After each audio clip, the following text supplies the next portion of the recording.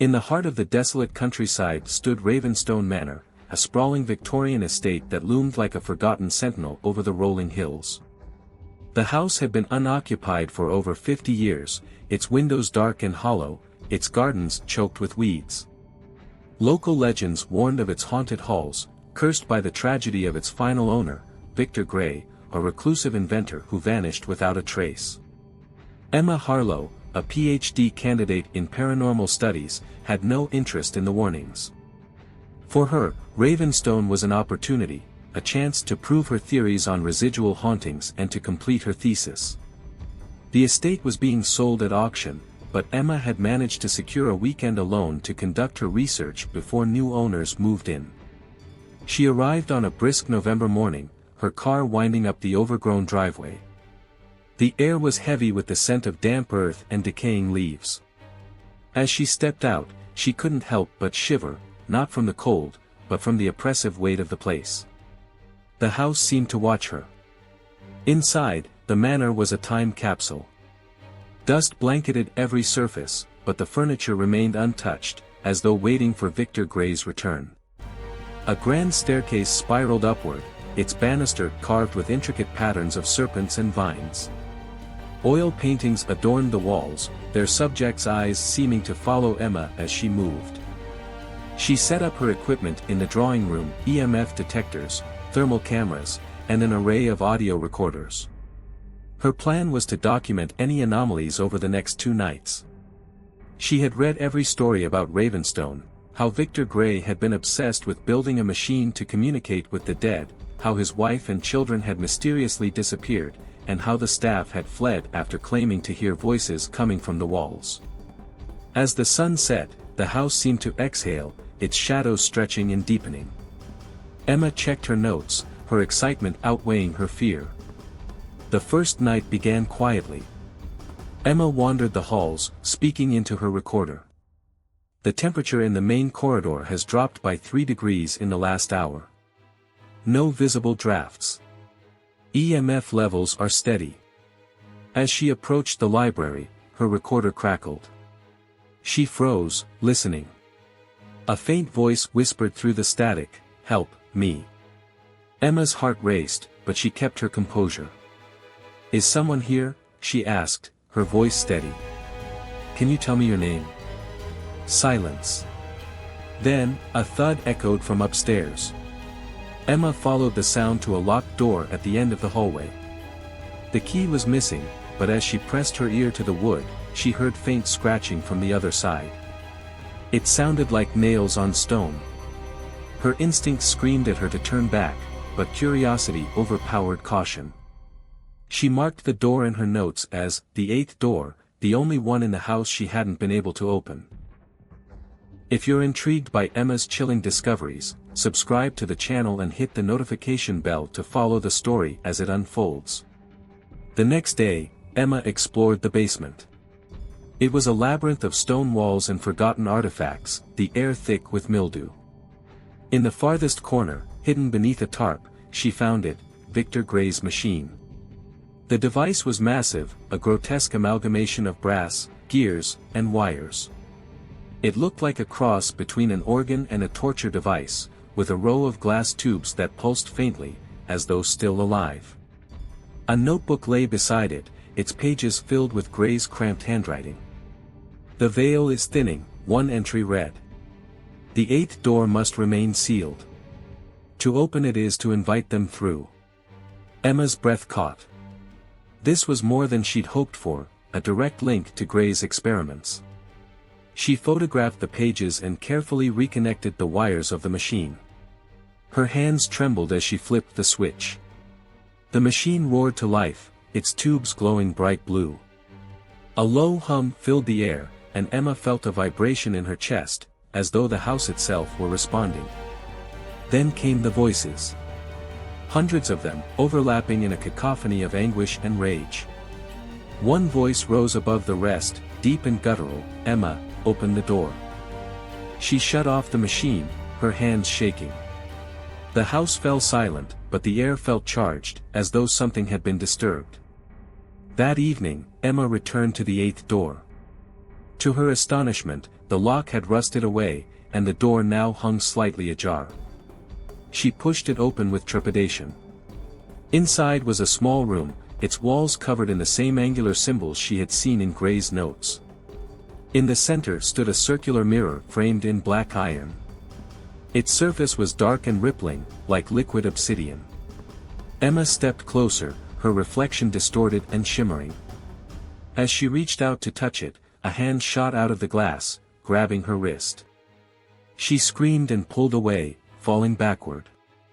The mirror's surface rippled violently, and a face emerged, Victor Gray's, his eyes hollow and burning with malevolence.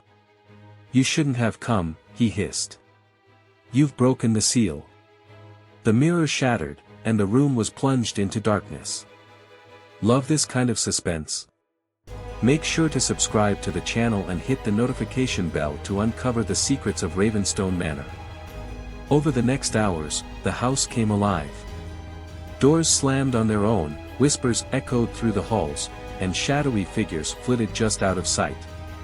Emma barricaded herself in the drawing room, clutching Gray's notebook. Flipping through the pages, she found instructions for sealing the 8th door again. It required a blood offering, her blood, and a specific incantation.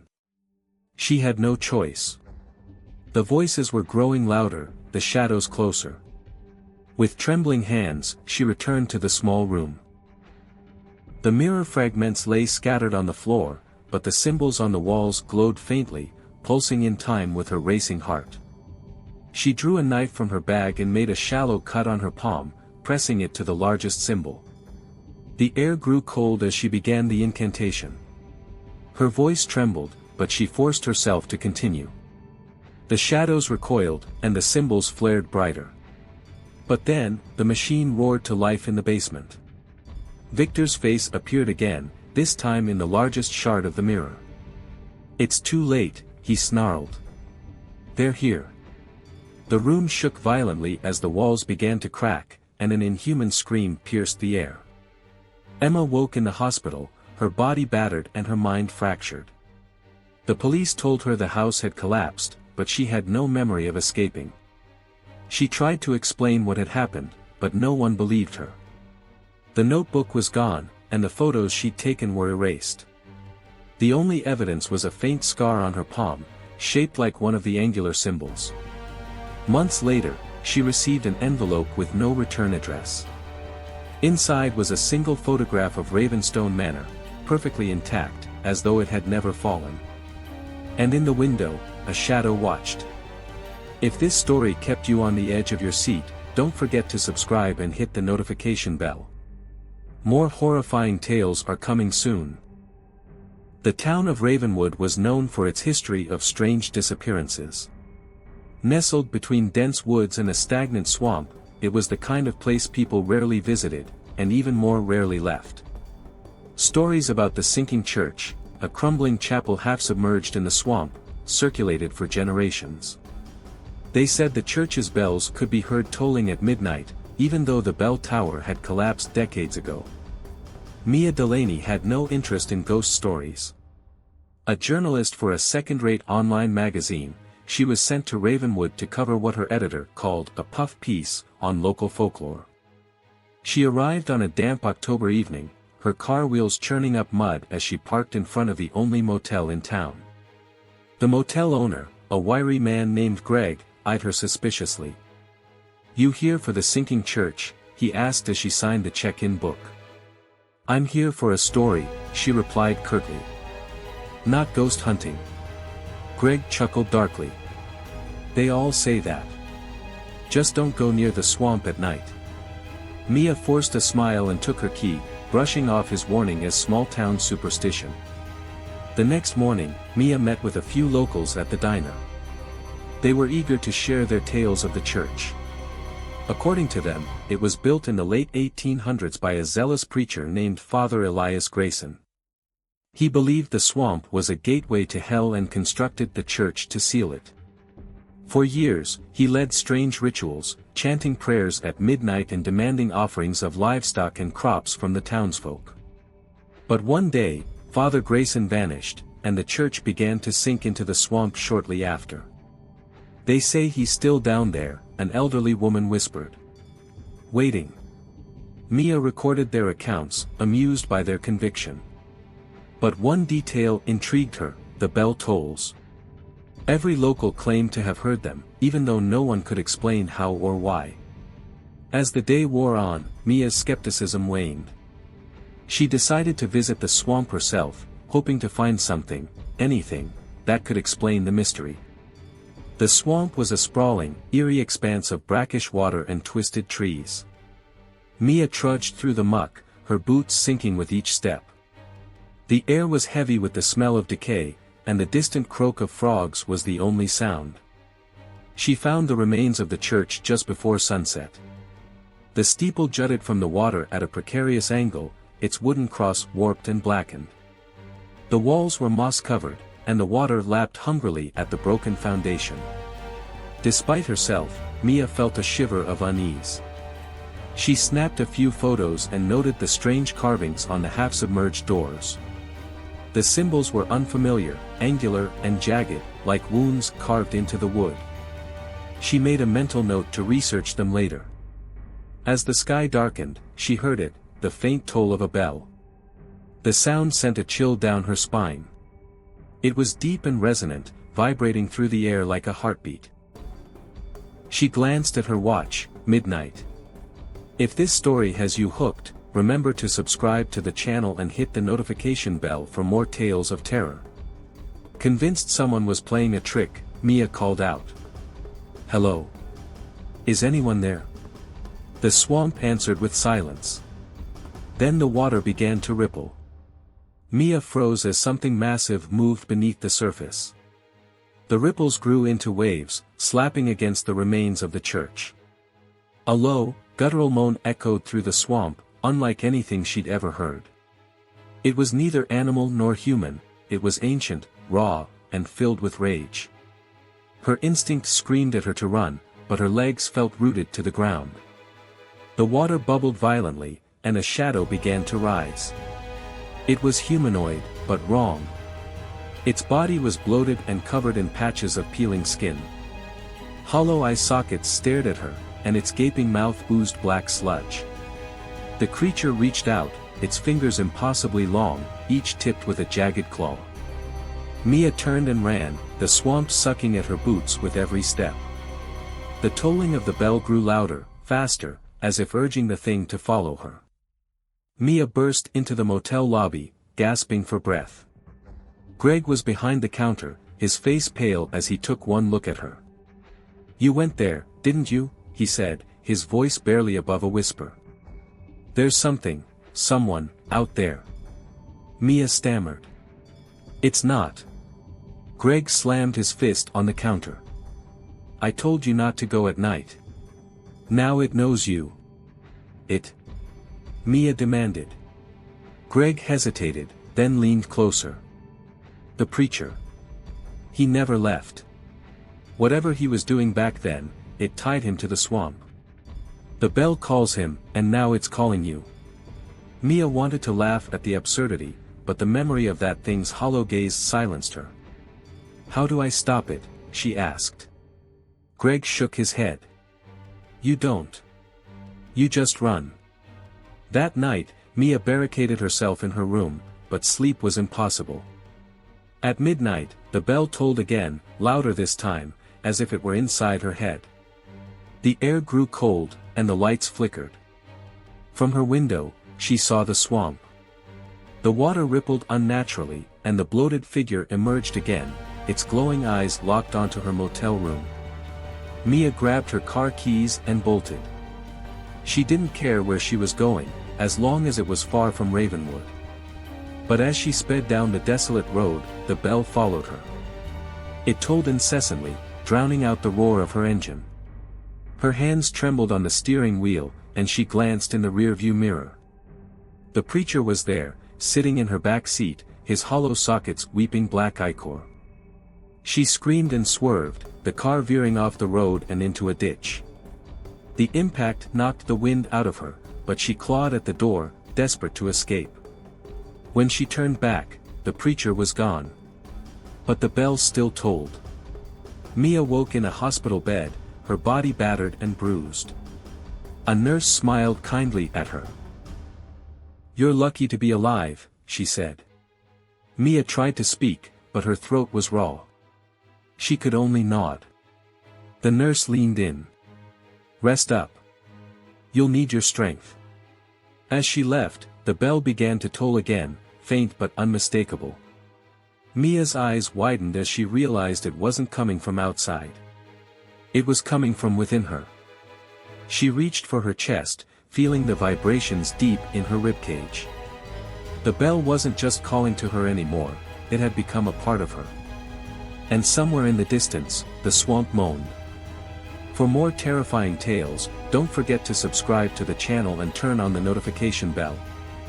You won't want to miss the next story that keeps you up at night. The fog rolled in like a slow, living thing, wrapping the old town of Black Hollow in a suffocating embrace. The town's skeletal trees clawed at the sky, their branches brittle as bone, and the wind carried whispers that seemed to weave between the cracks of shuttered windows.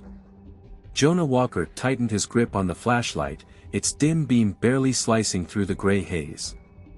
Each step he took on the cobblestone path felt as if it echoed louder than the last, though the town was silent as a graveyard. Jonah had never planned on coming back to Black Hollow. The place held memories too dark to face, memories that churned like dark, unseen shapes beneath the surface of a still lake. But when he received the letter, handwritten, with an ink that seemed to bleed shadows, he knew he had no choice. "Jonah, they're waking. You must come. The door is closing." No name, just a tremor of urgency in each stroke. He'd packed a bag before he'd even realized what he was doing. The old manor at the edge of town loomed before him now, ivy strangled and defiant against the years. Its once white facade was cracked, veins of decay spreading like a sickness, and the windows gaped with jagged teeth of shattered glass. Jonah paused at the gate, wrought iron cold under his palm, and felt the pulse of dread coil tighter in his chest. A sudden scraping sound shattered the stillness. His flashlight jerked upward, casting sharp shadows that twisted into grotesque figures on the wall. "Hello." His voice was swallowed by the fog, the silence returning as if it had never been disturbed. He stepped inside, gravel crunching beneath his boots. The air was colder here, as if the manor's forgotten history had leached warmth from the very ground. Every step brought with it a creak from the floorboards, as though the house itself shifted and breathed. Jonah swallowed hard, the musty scent of damp wood and rot filling his lungs. The entrance hall stretched ahead, its walls lined with portraits of the long-dead Lorraine family. They stared at him with eyes painted too dark, too knowing. One portrait, of a woman with raven hair and a string of pearls, seemed to follow his every move. He shivered, glancing back once before turning to the staircase. It wound up into the gloom, promising answers he wasn't sure he wanted. Halfway up, a soft giggle, high and sweet, brushed against his ear. He spun, breath catching in his throat. "Who's there?" The question fell into the silence like a stone into a bottomless well. No answer came, but the air grew heavier, the shadows deeper. Jonah could feel it now, a presence coiled just out of reach, watching, waiting. As he ascended, the floor shifted, groaning underfoot, and a whisper skittered across the back of his mind. "They're waking, Jonah. The door must stay closed." He staggered, catching himself against the banister, and for a brief moment, the world spun, revealing glimpses of things that shouldn't be. A figure in a dark corner, eyes wide and glassy, faded as quickly as it appeared. Reaching the second floor, Jonah's flashlight flickered, then sputtered out. Darkness swallowed him whole, pressing against his eyes and ears. He fumbled for the matches in his pocket, the scrape of sulfur sparking a meager flame. The light threw quivering shadows across the hallway, illuminating peeling wallpaper and a door at the far end, painted black. The whispers grew louder. Subscribe to our YouTube channel and activate the notification bell for more stories that will chill you to the bone. Jonah approached the black door, each step dragging as if the air had turned to molasses. He touched the handle, cold as death, and pushed it open. A smell, fetid and thick, spilled out, making his eyes water. Inside, the room was lined with bookshelves, the volumes ancient and bound in cracked leather. A desk stood in the center, papers strewn haphazardly across its surface. But it was the sigil carved into the wood that made Jonah's blood run cold, an eye, surrounded by twisting serpents. A creak from behind spun him around, heart thundering. There, in the hallway, stood a figure cloaked in shadows. Its face was obscured, but he could see the glint of teeth in the darkness. "You shouldn't be here," it rasped, voice a graveyard whisper. Jonah stumbled back, knocking over the oil lamp on the desk. It shattered, flames licking up the papers and spreading fast. The figure didn't move, but its eyes, burning embers, watched him with a twisted smile as the fire crackled and roared. He bolted from the room, smoke chasing him like a living thing. As he reached the top of the stairs, the whispers turned into screams. He tumbled down the steps, landing hard on the wooden floor. Pain shot through his side, but he scrambled up, lungs heaving. The fire was spreading, hungrily devouring the old wood. Outside, the fog pressed against the windows, watching with a million unseen eyes. "Jonah!" A voice, real this time, pierced through the noise. He turned to see a woman at the entrance, her hair wild, eyes wide with terror. "We have to go." Before he could move, the ground beneath them split with a sound like thunder, and darkness poured out. Hands, pale and grasping, reached from the chasm, clawing for them. The woman screamed as one latched onto her ankle, dragging her down inch by inch. Jonah lunged, grabbing her arms, but the pull was relentless. "Activate the notification bell," a voice in his head echoed absurdly as sweat slicked his grip. The blackness seethed and writhed, the whispers becoming a deafening roar. For a heartbeat, he saw them, faces, gaunt and hungry, eyes glittering with malice, and then the world snapped back. They were on the street, coughing and gasping. The manor behind them was engulfed, flames licking at the sky, but it was the shriek of fury from within that chilled Jonah to the marrow. Whatever had been locked inside was now free. "It's too late," the woman whispered, eyes full of fear and something else, resignation. "They're awake." And as the wind shifted, carrying the scent of smoke and shadows, Jonah knew she was right. This was only the beginning. The town of Black Hollow was hidden deep in the Appalachian Mountains, shrouded in mist even on the sunniest days. A place that seemed frozen in time, its population dwindled year by year, as if the earth itself was trying to reclaim it.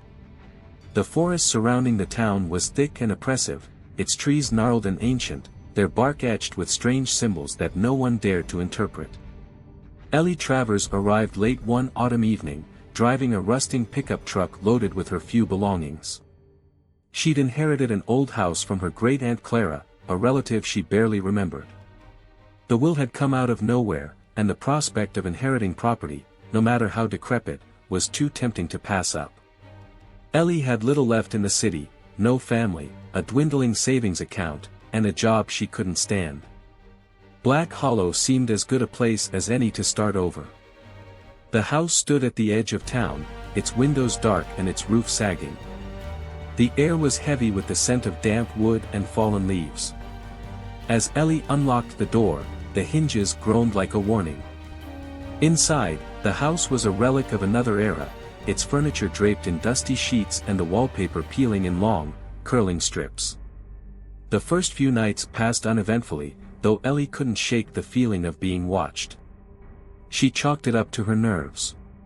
But then, on the fourth night, she began to hear the whispers. They started faint, barely audible over the creak of the old house settling. At first, she thought it was the wind threading through the broken windows, but the sounds grew more distinct. Words she couldn't understand seemed to echo from the walls themselves, spoken in a language that was guttural and alien. Determined not to let her imagination get the best of her, Ellie decided to explore the attic. It was cluttered with old trunks, each packed with yellowed letters and photographs of long-dead relatives. One trunk, larger and more ornate than the rest, was locked. Something about it drew Ellie closer. Its surface was carved with the same strange symbols she'd seen on the trees in the forest. With a crowbar she found in the garage, Ellie pried the trunk open. Inside was a single item, a book. Bound in cracked leather, its pages were thick and smelled of mildew. The text was written in the same unintelligible script as the whispers. Despite her better judgment, Ellie felt compelled to take the book downstairs. That night, the whispers grew louder. They seemed to emanate from the book itself, though Ellie couldn't bring herself to open it again. The next morning, she decided to venture into town to ask about the symbols. She found herself in a dusty bookstore run by an elderly man named Amos. His face paled when she described the markings. "You found one of the books, didn't you?" he asked, his voice trembling. Ellie hesitated, then nodded. "You need to get rid of it," Amos said. "Burn it, bury it, throw it in the river. Whatever it takes. Those books are cursed. They're older than this town, older than the mountains themselves. People who read them, they don't come back the same." Ellie laughed nervously, but Amos didn't smile. "I mean it," he said. "The forest watches, and it doesn't forgive." That evening, as Ellie prepared to burn the book in the fireplace, she noticed something strange. The book seemed to be breathing. The leather cover pulsed faintly, as though it were alive. She froze, her hands trembling. Before she could act, a loud knock sounded at the door. She opened it to find a woman standing there, her eyes milky white and unblinking. "You have something that belongs to us," the woman said, her voice as hollow as the wind. Ellie slammed the door and locked it, her heart pounding. The whispers erupted around her, deafening now, as if every corner of the house was alive with malevolent intent. Shadows stretched unnaturally long, slithering across the walls like living things. For the next week, Ellie barely slept. She tried everything Amos had suggested, burning the book, burying it, even tossing it into the river. But each time, she would wake to find it back on her nightstand, its cover darker and more cracked, as though feeding on her fear. The townsfolk began to avoid her, crossing the street when they saw her coming. Even Amos refused to speak to her, his face tight with fear. The isolation weighed heavily on her, but it was nothing compared to the growing presence in the house. Late one night, Ellie was woken by a deep, guttural laugh that seemed to come from inside her own chest. She looked down and saw black veins spreading across her arms, pulsing with the same rhythm as the book. Desperate, she fled into the forest, clutching a flashlight and a can of gasoline. She was determined to end it once and for all. The forest was darker than she'd ever seen, the trees looming like ancient sentinels. The symbols on their bark seemed to glow faintly, guiding her to a clearing where an enormous stone altar stood. The whispers grew deafening as she approached, the book clutched tightly in her hands. Before she could light the fire, the ground beneath her began to quake. A figure emerged from the shadows, its form shifting and amorphous, its eyes burning like coals. "You cannot destroy what is eternal," it said, its voice echoing in her mind. Ellie screamed, but no sound came out. The entity reached for her, its touch cold and consuming. Her vision blurred, and for a moment, she felt herself being pulled into the book, her body dissolving into darkness. When she awoke, she was back in the house, but something was wrong. The whispers were gone, replaced by silence so complete it felt suffocating. Looking into a mirror, Ellie saw her reflection blink a moment too late. Her eyes were no longer her own. Don't forget to subscribe to the channel and hit the notification bell for more spine-chilling tales like this one. Black Hollow was more than just a town. It was a wound in the earth, a place where the veil between worlds was thin and frayed. As Ellie lived day by day in the old house, she began to realize that the whispers weren't just in her mind, they were everywhere. In the walls. In the ground beneath her feet. Even in the air she breathed. After the night in the forest, Ellie tried to leave. She packed her belongings, loaded them into her truck, and drove out of town. But no matter which road she took, no matter how far she drove, she always found herself back at the house. The first time, she told herself it was just bad directions. The second, she thought her mind was playing tricks on her. By the third, she stopped trying. She spent hours researching the symbols, poring over books she borrowed from Amos under his reluctant supervision. But the symbols didn't appear in any standard lexicon of ancient languages or occult practices. They predate all of that, Amos finally admitted one day, his voice low and fearful. Those marks are tied to the old ones. The Watchers. They don't belong in this world. Ellie didn't believe in gods or demons or eldritch horrors, but something about Amos's words rang true. She couldn't deny the things she'd seen, or the things she'd felt. The forest wasn't just alive, it was watching her, waiting for something. But what? One evening, after days of fruitless research, Ellie stumbled upon a diary tucked inside one of Clara's old trunks. It belonged to a woman named Lila Travers, an ancestor from the mid-1800s. The entries were written in neat, spidery handwriting, and they chronicled a slow descent into paranoia and madness. Lila wrote of the same symbols, the same whispers. She mentioned the forest altar and described performing a ritual to seal something away, something she only referred to as the Devourer. The final entry was scrawled in jagged, panicked letters. "It's not sealed. I failed." The blood wasn't enough. Beneath the diary lay a photograph of Lila standing beside the very house Ellie now called home. But in the background, something wasn't right. A shadow loomed behind Lila, tall and humanoid, its form too blurred to make out clearly. Ellie stared at the photo for what felt like hours, her stomach churning. That night, the dreams began. Ellie found herself wandering the forest, her feet bare and her body impossibly light, as if she were floating. The trees seemed to whisper her name, their branches curling like skeletal hands. In the clearing, the stone altar waited. But this time, it was surrounded by figures cloaked in black, their faces hidden. They chanted in unison, their voices deep and resonant, and Ellie realized with a jolt that she understood the words. "He waits beneath the roots. He waits beyond the veil. Blood calls to blood." She woke with a start, drenched in sweat, the words still ringing in her ears.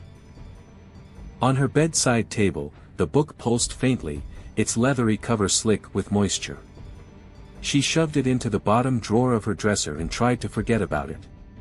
If you're as hooked as Ellie is on this mystery, remember to subscribe to the channel and hit that notification bell for more gripping tales like this one.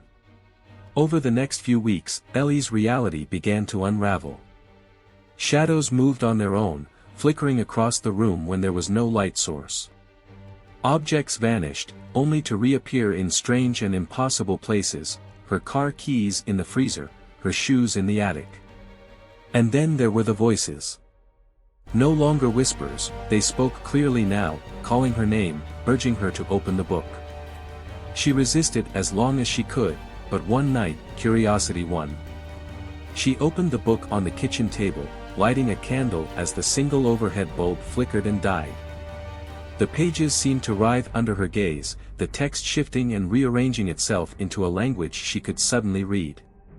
The book told the story of the Watchers, ancient beings who had ruled the earth before humanity. They were banished to a realm beyond time and space, but their influence remained, seeping through cracks in the fabric of reality. Blood, the book claimed, was the key to opening the gate, and Ellie's family had been the gatekeepers for centuries. The revelation struck her like a physical blow. Her family hadn't been protecting Black Hollow, they'd been protecting the world from Black Hollow. Ellie tried to warn the townsfolk, but they wouldn't listen. "You're cursed, just like Clara," one woman spat at her in the general store. "We should have burned that house to the ground years ago." Even Amos turned her away. "I told you to destroy it," he said, his eyes hard. "Now it's too late. The forest has you." Ellie returned home, defeated and alone.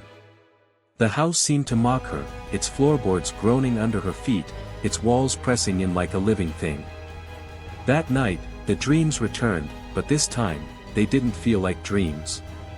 She saw the figures in the forest again, their chanting louder, their presence oppressive. One of them stepped forward and lowered their hood, revealing her own face.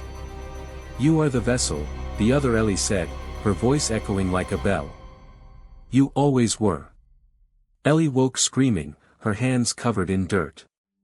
She was clutching a knife she didn't remember owning, and her arms were streaked with black veins, pulsing faintly under her skin. Realizing she couldn't fight this alone, Ellie returned to the forest one last time. She carried the book, a can of gasoline, and a match. The clearing seemed larger than before, the altar more imposing. The air was thick, charged with energy that made her skin crawl. As she poured the gasoline over the book, the whispers erupted into a deafening roar. The ground shook, and the altar cracked down the middle, a blinding light spilling from its depths. A figure began to rise, a towering, grotesque form that defied comprehension, its body shifting and warping as if reality itself rejected it. Ellie struck the match. For a moment, the book resisted, its leather cover writhing like a living thing. Then it burst into flames, the fire consuming it with unnatural speed. The creature screamed, a sound that made Ellie's ears bleed, and the light from the altar faded. When she opened her eyes, the forest was silent. The altar was gone, replaced by a patch of scorched earth. Ellie stumbled back to the house, exhausted but alive. Ellie left Black Hollow the next day. This time, the road out of town didn't loop back. She didn't look back as the forest disappeared in her rearview mirror. But she couldn't shake the feeling that it wasn't over. The whispers were gone, but the silence they left behind was far worse. Love chilling endings like this? Subscribe to the channel and hit the notification bell for more tales that will keep you up at night.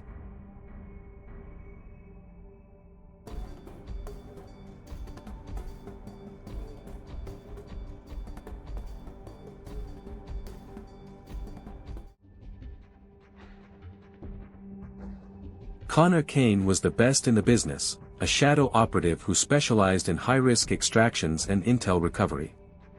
After 2 decades of slipping through the cracks of geopolitics and black market alliances, he was ready to leave it all behind.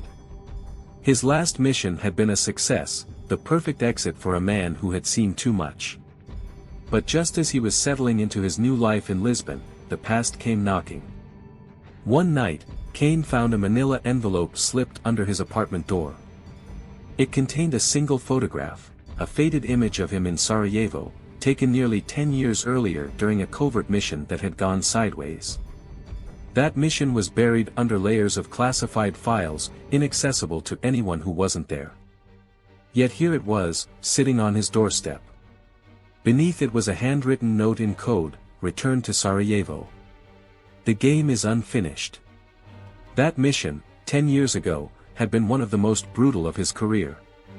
His team had been tasked with taking down a Serbian warlord suspected of orchestrating underground arms deals with a mysterious syndicate known as the Revenant Order. But things had gone south, and his entire team had been compromised, barely making it out alive. Kane had always suspected there was more to the mission, something hidden beneath layers of misdirection. He knew that going back to Sarajevo meant opening up a past he had worked hard to bury. Yet he couldn't ignore the feeling that someone wanted him back there for a reason. So, Kane gathered his old equipment, leaving no trace of his departure, and flew out under an alias, slipping through borders as he'd done countless times before. He arrived in Sarajevo at dusk, the city's scars from years of conflict still visible against the skyline, reminders of old wars and unresolved secrets. Almost immediately, Kane sensed he was being watched. Shadows lurked in alleys, eyes followed him in reflective surfaces, and small, seemingly harmless encounters felt charged with hidden meanings. He knew he was walking into a trap, but he was ready for it. Years of honing his instincts kicked in as he prepared for whatever lay ahead. His first stop was an old cafe, a place he and his team had used as a safe house years ago. As he slipped into a corner booth, a waitress slid him a cup of coffee along with a folded note. He glanced at it. "Meet me at the ruins. Midnight. Alone."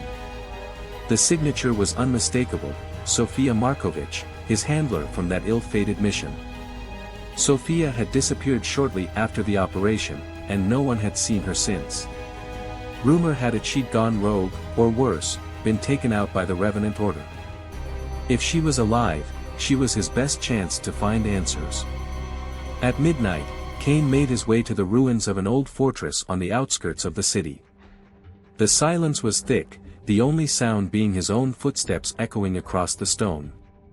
In the moonlight, he saw a shadow move, and a woman stepped into the faint light, Sofia, older but still sharp, her eyes colder than he remembered. "Kane," she said, her voice steady. "You shouldn't have come back." "You called me here, Sofia," he replied, his tone measured. "I want answers. What happened that night? Why was my team sacrificed?" Sofia looked away, her jaw tightening. "Because we were all pawns. The Revenant Order had agents everywhere. They'd infiltrated high-ranking government agencies, military, intelligence networks, all of it.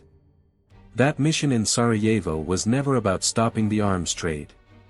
It was about eliminating anyone who got too close to uncovering the Order's real agenda. And that was..." Kane pressed, a chill running down his spine. "They were developing a weapon, a device that could disrupt all digital and communication systems within a 100-mile radius. They called it the Eclipse. Imagine the power to shut down an entire country's infrastructure in seconds. That's what they were after." Kane's mind raced. He'd heard whispers of the Eclipse, a rumored weapon that could change the balance of global power. But he'd assumed it was just that, a rumor. Now, it seemed terrifyingly real. "Why are you telling me this now?" he asked, his eyes narrowing. Sofia hesitated, glancing around as if someone might be listening. "Because they've found a way to activate it. They're going to use it as leverage, and if they succeed, they'll control every government that relies on modern tech. I managed to steal part of the activation code. That's why they're hunting me. And you." She handed him a flash drive. "This is only part of it. The other half is hidden in the city, and they're closing in on it." Before Kane could respond, the faint hum of approaching vehicles interrupted them. The ruins were suddenly flooded with headlights, and figures emerged from the darkness, Revenant agents, dressed in black tactical gear, weapons aimed at them. The trap had been sprung. "Kane, go!" Sofia yelled, drawing her gun and firing off shots to cover his escape. Without hesitation, Kane bolted, sprinting through the labyrinth of ruins as bullets whizzed past him, cutting through the night. He knew he had to disappear. The Revenant Order was too powerful to confront head-on, and if he wanted to survive, he had to outsmart them.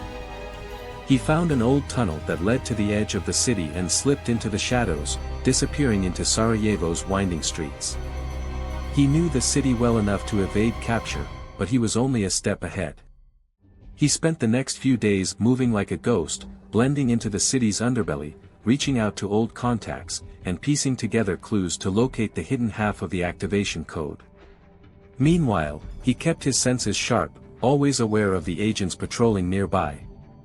The Revenant Order had eyes everywhere, and each night he found himself forced to relocate, narrowly escaping their grasp. After days of searching, Kane found himself at a forgotten bunker beneath the city's old library.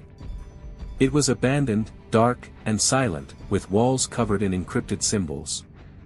His contact had said this was where Sofia had hidden the second half of the code. Using a flashlight, Kane deciphered the symbols, each one a part of a larger puzzle that eventually led him to a hidden compartment in the wall. Inside, he found a small, dusty USB drive, the missing piece. Just as he pocketed the drive, he heard footsteps approaching. The Order's agents had tracked him down. Kane knew he had no time to waste. In a calculated move, he disabled the lights, plunging the bunker into darkness. He navigated through the shadows, silently taking down one agent after another. The firefight was short and brutal, leaving him breathless but alive. With both parts of the code, Kane had what he needed to stop the eclipse. But he also knew that simply possessing it made him a marked man. He had one final move to make, to broadcast the code, rendering it useless by putting it in the public domain. But to do that, he'd need the help of a skilled hacker. Kane reached out to Sophia, arranging a covert meeting in a high-rise safe house overlooking the city. The skyline was blanketed in fog, lights muted and casting eerie glows across the dark buildings. Sophia greeted him with a grim smile, and together, they connected the drive to her laptop, preparing to transmit the code. As they worked, they heard the sound of helicopters approaching. Revenant forces had tracked them again, and this time, they were bringing everything they had. Time was running out. Just a few more seconds, Sophia said, her fingers flying over the keys. The door exploded inward, and Kane sprang into action, taking down agents as they stormed in, fighting to buy her more time. Finally, she hit enter, and the data began flooding the network, transmitting the Eclipse code to every secure channel in existence. The Revenant Order's most valuable weapon was now public knowledge, useless in the hands of any single party. In the chaos, Sophia and Kane managed to slip out, escaping into the maze of alleys below. As they watched the city's lights fade into the distance, Kane knew he had narrowly escaped with his life. The Order would still hunt him, but they had lost their greatest leverage. For now, the world was safe. As dawn broke over Sarajevo, Kane vanished once more, a ghost on the move, carrying with him the secrets of a war that would never make the headlines. Alex Mercer was a man who left his past behind, or so he thought. 5 years out of the game, he had finally built a quiet life in a small town nestled by the mountains, far from the chaos of his old life as an elite Black Ops specialist. But that peace shattered the day he found an unmarked package on his doorstep. Inside was a simple message: "We remember." The words were written in code, familiar to Alex from his days in covert operations.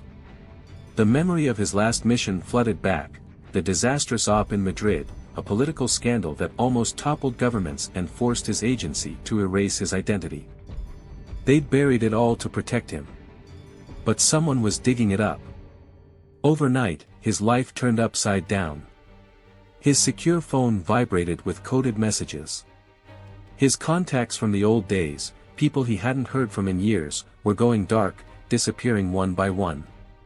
Someone was systematically hunting them down, and Alex was clearly next.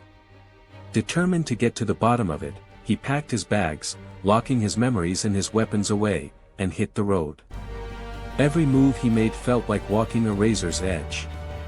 He quickly realized he was dealing with an unknown enemy, a ghostly presence that left no clues but always seemed one step ahead. The deeper he dug, the more he found himself entangled in a secret war involving high-ranking officials, covert technology, and millions of dollars in hidden funds. It was a vendetta that had been brewing since that mission in Madrid, and now, the stakes were higher than ever. His investigation led him to Berlin, where he met an old friend, Natasha, a hacker and former intelligence agent. She had a theory, that whoever was targeting him was after something bigger, the Harbinger Protocol, a classified project that Alex had only heard whispers of. Said to be a cyberweapon capable of disabling entire infrastructures, it was designed as a last resort in global warfare. If it fell into the wrong hands, it could cripple cities, entire countries. Natasha hacked into restricted networks, retrieving files and piecing together the web of connections.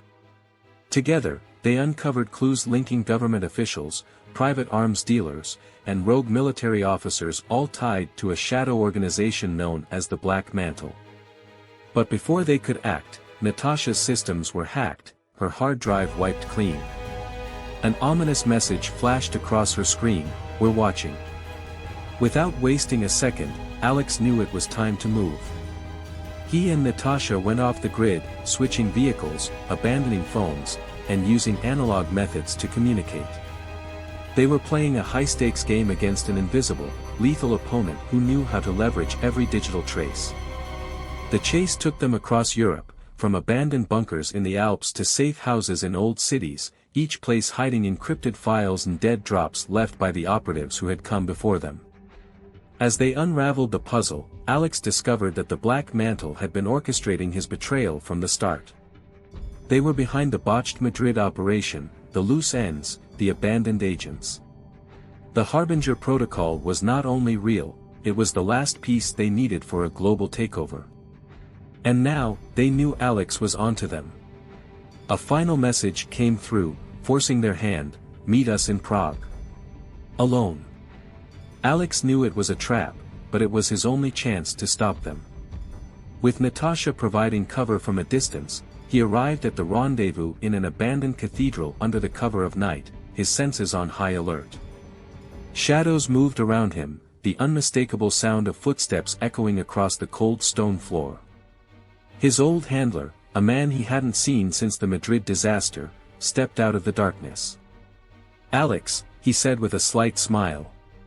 "I was hoping you'd show." Behind him stood a dozen operatives, each armed, each with eyes locked on him. They'd been waiting, knowing that Alex's loyalty to the truth would lead him here. "What's the protocol's endgame?" Alex demanded, his voice echoing off the stone walls. His handler's smile only widened. "Control, Alex. The kind we were always meant to have. Your little crusade ends here." But Alex had prepared for this. In a calculated move, he triggered a signal to Natasha, who had hacked into the building's power grid. With a single keystroke, the lights went out, and in the cover of darkness, Alex moved. Years of training took over as he disarmed and disabled one operative after another, using the shadows to his advantage. By the time the backup power kicked in, the room was littered with bodies, and Alex stood alone, his handler held at gunpoint. "It's over," Alex said, his voice steady. "You don't understand," the handler whispered, defiance in his eyes. "You can't kill an idea. Black Mantle isn't just me. It's everywhere."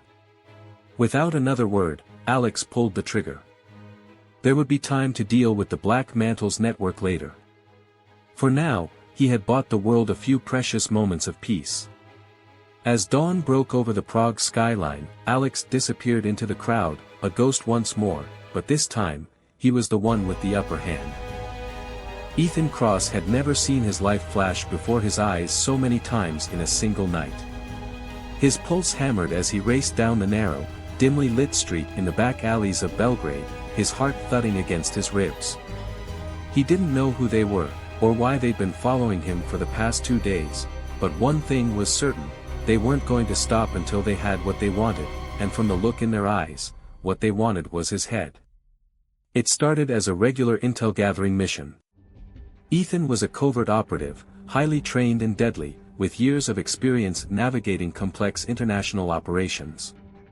He'd been tasked with gathering information about an underground weapons cartel that had been moving large quantities of advanced arms technology through Eastern Europe. The briefing was standard, the target clear. But he hadn't expected a shadow operation to tail him as he moved in to meet his contact at the crumbling warehouse by the Danube. Now, all that was left was the adrenaline pounding through his veins and the fear crawling up his spine as his instincts screamed for him to run. Every corner he turned only led to more dead ends. He'd been in situations like this before, but something about tonight was different. His gut told him he was dealing with pros. These people weren't just mercenaries or hired muscle, they were trained, precise, ruthless. Ethan's footsteps echoed on the cobbled pavement as he darted past an old market, now dark and empty, its heavy iron gates rattling in the cold midnight breeze. The only sound was the faint patter of rain, mingling with the distant roar of the river. But he knew better than to assume he was alone. A flash of movement at the edge of his vision made him spin, just in time to dodge a silent knife swipe aimed at his throat. The attacker's face was masked, his eyes a steely blue that held no mercy.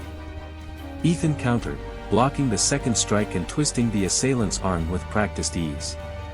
But before he could finish him off, a gunshot rang out, the bullet ricocheting off the metal container beside him. He rolled away, taking cover behind a stack of old crates. They were closing in. He quickly scanned the area, calculating his next move. The shadows moved with silent purpose, the trained footfalls of multiple operatives approaching from every direction. Whoever they were, they had the manpower and firepower to surround him easily. He was outgunned, outnumbered, and, judging by the subtle clicks and murmurs over their radios, up against a highly synchronized team. He had seconds to act, and the consequences of staying here too long were a bullet in the head or worse. With a flash of desperate inspiration, he grabbed a metal pipe lying nearby and hurled it across the alley, hitting a stack of crates with a loud clang. His attackers shifted their focus, moving towards the noise. It was all the distraction he needed. He sprinted towards the fence at the far end of the alley, jumped, and scrambled over the top, cutting his hands on the rusted barbed wire.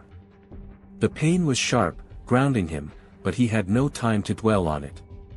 He dropped down on the other side, his feet hitting the ground just as the sound of boots grew louder behind him. Ethan didn't stop. The only chance he had now was to lose them in the winding streets and alleys of the old city. His mind raced as he calculated his next steps. He had to get to a secure line, contact his agency, and figure out who these people were. The intel he was carrying was highly sensitive, blueprints for a new biochemical weapon that a terrorist cell was attempting to develop. If it fell into the wrong hands, it could mean mass casualties across Europe. For the first time in his career, Ethan felt a shiver of fear crawl up his spine. The files he was carrying weren't just any ordinary intelligence, they were the kind that could destabilize governments, the kind that powerful figures in the shadows would kill to possess. He navigated the maze of Belgrade's old streets, taking every turn he could, hoping to lose his pursuers. But the sounds of footsteps grew closer. He ducked into an old, abandoned building, his eyes adjusting to the darkness. The air was thick with dust and decay, the faint smell of mildew clinging to the walls. He pressed himself against the wall, controlling his breathing, listening. Outside, the footsteps slowed, methodical, as if they knew he was nearby. Ethan slid his hand to his belt, where he kept his backup Glock. It wasn't much against an entire squad, but it would have to do. He raised it, ready to fire at the first sign of movement. The seconds ticked by, stretching into a tense eternity. Then he heard it, a faint scrape of a boot against concrete, just outside the doorway. He held his breath, finger on the trigger, waiting. The figure entered, gun raised, scanning the shadows. He was one of the same men who'd attacked him earlier. Ethan could see the glint of a knife strapped to his hip, the silent, lethal calm in his eyes. This wasn't an ordinary operative, he was a hunter, and Ethan was his prey. Ethan moved in a blur. He swung his elbow up, catching the man off guard, the gunshot muffled as they struggled. The attacker's reflexes were quick, but Ethan was quicker. In a flash, he had him in a chokehold, cutting off his air. He needed answers, and this was his only chance to get them. "Who sent you?" Ethan growled, tightening his grip. The man's expression remained stoic, his loyalty unwavering. It was clear that he'd rather die than betray his employer.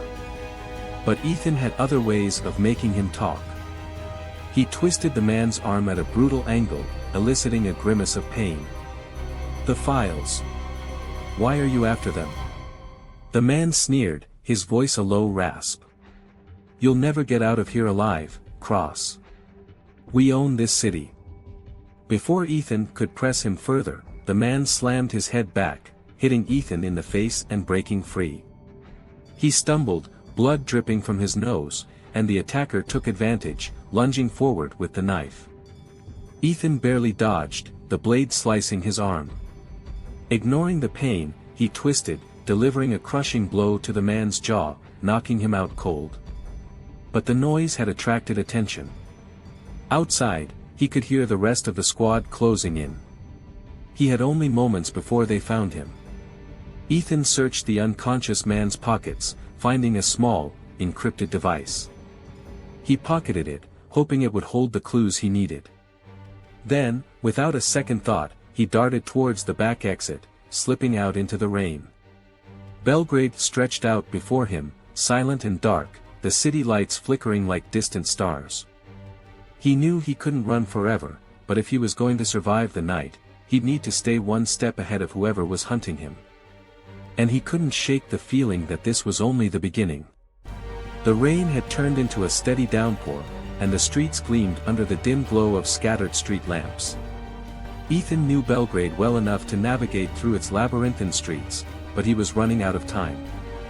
His attackers weren't just efficient, they were relentless, and from the glimpses he'd caught, well-equipped. These weren't amateurs, they were a highly coordinated tactical team, trained to execute quickly, quietly, and with deadly precision. As Ethan continued down the narrow alleyways, he fought to suppress the growing urgency pressing against his chest. He was used to high-stakes operations, but this mission was different. He hadn't expected to be ambushed, and definitely not by a private team with such sophisticated weaponry. Whoever had hired them had deep pockets and even deeper connections. He mentally cursed as he realized he should have noticed the signs earlier, the near-silent drones shadowing his movements, the subtle changes in local foot traffic around his safe houses. He'd been careless, and now he was paying for it.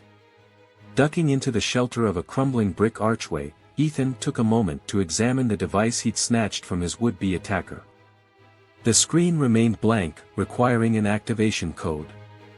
He recognized it immediately as an encrypted communication tool, used by high-ranking operatives to relay real-time instructions without risking interception. If he could get it online, it might give him an edge in staying ahead of them. But before he could even consider trying to hack into it, he heard the telltale murmur of voices approaching, punctuated by the faint hum of an engine. A sleek black SUV rolled down the street, its headlights off, moving as silently as a predator in the night. A flash of lightning revealed the silhouettes of three men with military-grade rifles, scanning the area with night vision goggles. They weren't leaving anything to chance. Ethan pressed himself flat against the damp wall, watching as the vehicle rolled to a stop. His options were dwindling. He could keep running, trying to stay one step ahead, or take a calculated risk. In his line of work, hesitation was fatal. The SUV's doors opened, and the men stepped out, their boots hitting the pavement in perfect synchrony. Two of them moved forward, their weapons at the ready, while the third lingered by the car, speaking softly into a radio. The comms crackled faintly in the damp air, and Ethan caught fragments of their conversation. Sector 4 clear, moving to sweep Sector 5, primary target possibly injured, no sighting since last location. As they spread out, Ethan seized the opportunity. He moved with lethal efficiency, coming up behind the man by the car and pressing a knife to his throat, covering his mouth before he could utter a sound. The man tensed, his hands dropping the radio, but Ethan's grip was unyielding. In seconds, he lowered the man's unconscious body to the ground, dragging him out of sight behind the SUV. One down, but two others remained. Ethan scoured the man's belt and pocketed an additional clip for his Glock.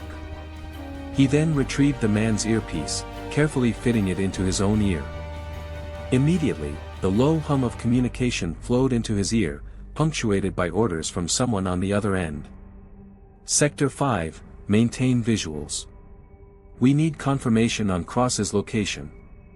His suspicions were confirmed, they knew exactly who he was. And if they were tracking his location, it wouldn't be long before they brought in backup. Ethan edged closer to the two remaining operatives, moving from shadow to shadow, his footsteps silent against the wet cobblestone. These men were armed and alert, but they lacked the instincts that only years in the field could hone. He waited until one of them turned, scanning an alleyway, then took his shot. The silenced gunfire barely registered as he dropped the first man. Before the second one could react, Ethan had him on the ground, delivering a quick, decisive blow to the back of his neck. He allowed himself a brief moment to catch his breath, wiping the rain from his eyes. But he knew better than to stay too long. Every passing minute brought him closer to being cornered. As he slipped down another alley, his mind raced back to his briefing 2 days earlier. His mission had been clear: extract intelligence on Dragan Vukovic, an arms dealer with ties to a shadowy syndicate known only as Cryos. Cryos was infamous for its influence, operating in the gray areas of geopolitics, supplying arms and intelligence to the highest bidders without regard for ethics or loyalty. But lately, Cryos had shown interest in biological weaponry, a game-changer in the world of covert warfare.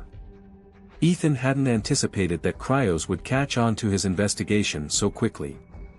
From what his agency knew, Vukovic was involved in trafficking a new kind of neurotoxin, a chemical agent deadly enough to destabilize an entire city within hours. The thought of that weapon falling into the wrong hands was enough to keep him moving, no matter how bleak his chances appeared. Emerging onto a broader street, Ethan kept his gaze low, blending in with the sparse, late-night crowd that wandered the city. He scanned the area for potential hideouts. A flickering neon sign for a dingy nightclub caught his eye. It would be crowded, loud, and chaotic, exactly the sort of place he could lose himself, if only briefly. He slipped inside, the thump of bass and the chaotic swirl of lights engulfing him. The strobe lights and flashing reds cast shadows across the dimly lit bar and crowded dance floor. The mix of drunken tourists and locals gave him enough cover as he weaved his way to the far side of the club, finding an exit near the bathrooms. In a small, dim hallway by the back door, Ethan found a quiet corner and tried to catch his breath, listening to the muffled beats of the music. He pulled out the encrypted device he'd stolen and inspected it closely. It was a custom model, made by a manufacturer known for creating secure devices for government agencies. If he could find a way to hack into it, he might be able to intercept the orders coming down to the operatives chasing him. He activated a secure link through his smartwatch, attempting a bypass code sequence. The device blinked red, denying access, but he persisted. He knew a trick or two to crack low-level encryption, a perk of working in intelligence for so long. After a few tries, the screen finally flickered to life, and text scrolled across it. Primary target, Cross.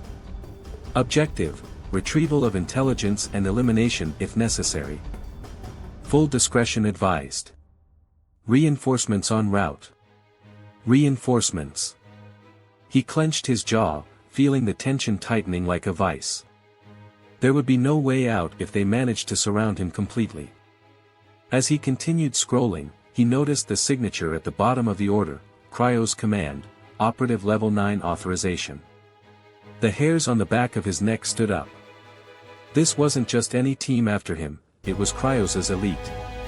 Level 9 authorization was rarely granted, reserved only for the highest priority missions, those that couldn't fail. Whoever had issued this order was sending a message loud and clear. Ethan Cross was considered a top-tier threat, and they would stop at nothing to neutralize him.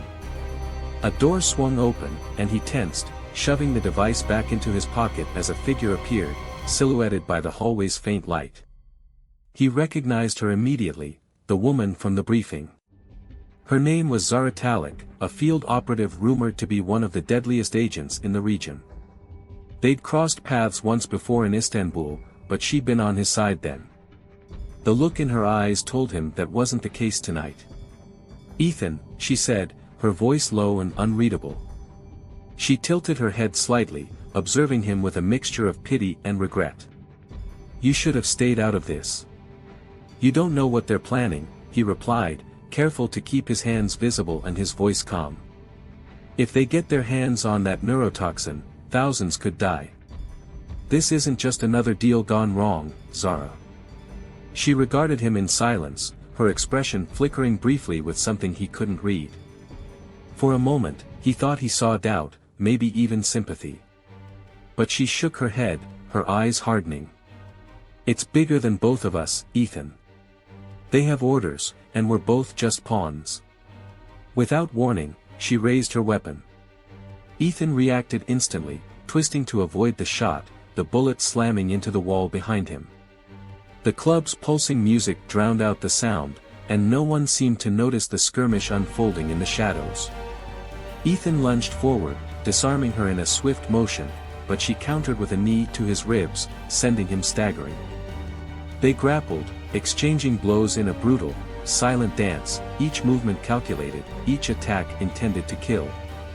She was good, faster and stronger than he remembered. But he wasn't about to back down. With a quick feint, he grabbed her arm and twisted, pinning her against the wall. "I'm not your enemy, Zara," he whispered fiercely. "Help me stop this before it's too late." She looked up at him, her breathing ragged, her face inches from his. For a split second, he saw something shift in her expression. But before she could respond, the device in his pocket buzzed, and he glanced down, his heart sinking as he read the new message. Final clearance issued. Reinforce with full squad at location. Zara's eyes widened slightly as she read over his shoulder.